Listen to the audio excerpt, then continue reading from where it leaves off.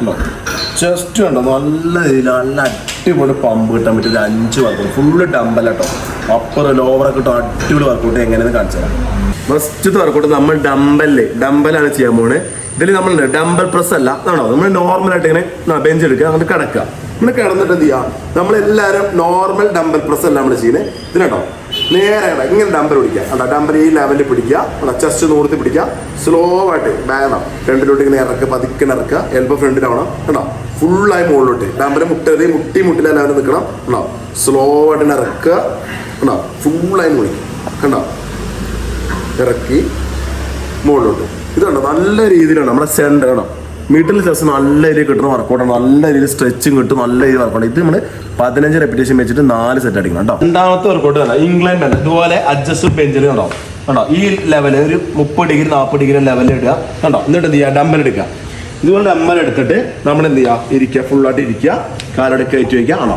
Dumbbell മുറുക്കി പിടിക്കുക ആണോ. എന്നിട്ട് എന്ത് ചെയ്യുക, ചാരി കിടക്കുക, മുകളിലോട്ട് വെക്കുക.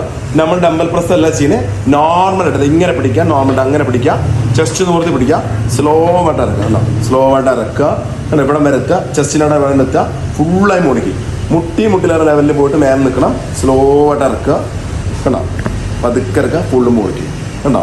നല്ല ഇറക്കുമ്പോൾ നമ്മൾ ഇതിന് ബ്രീത്ത് ഫുള്ളായിട്ട് എടുക്കുക, മേലത്ത് കഴിഞ്ഞ് ബ്രീത്ത് ഔട്ട് ചെയ്യുക കേട്ടോ.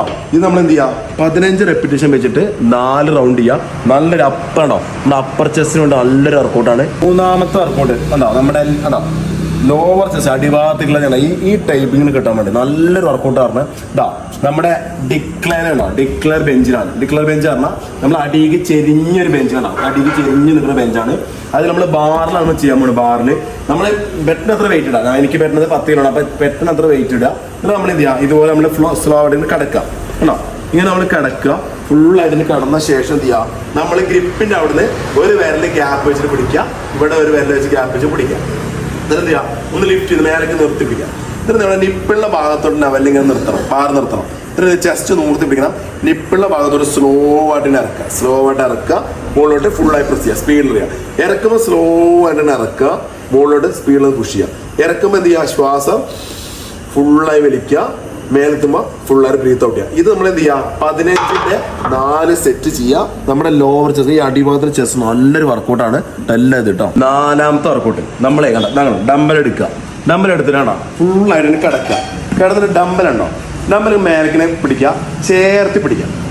പിടിച്ച് എന്ത് ചെയ്യുക, സ്ലോ ആയിട്ട് നമ്മുടെ ചെസ്റ്റിന്റെ നിപ്പിളുടെ ഭാഗത്തോട്ട് ഇങ്ങനെ കൊണ്ടുവരിക. ഇങ്ങനെ കൊണ്ടുവന്നിട്ട് എന്ത് ചെയ്യുക, മുകളിലോട്ട് ഫുള്ളായിട്ട് പ്രസ് ചെയ്യുക. എന്നിട്ട് എന്ത് ചെയ്യുക, കൈയിനെ ഒരു ചെറിയ ബെൻഡ് ചെയ്തിട്ട് കണ്ടോ ഫ്ലൈ ചെയ്യുക. അങ്ങനെ